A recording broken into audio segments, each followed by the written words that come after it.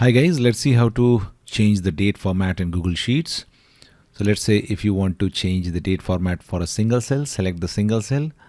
Otherwise, select all the values where you want to. Let's say this is in a column, just select the whole column.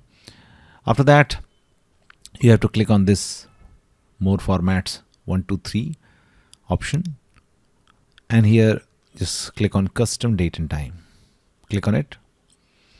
Now there are many options. Once you select and apply, this will be written like this. You can choose whatever works for it, whatever works for you. Okay.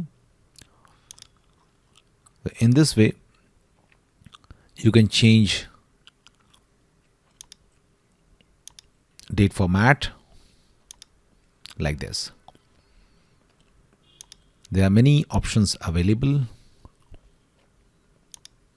Let's say this is the option you want. Yeah. That's it guys. Please do like the video to support us, and thanks for watching the Geek Page.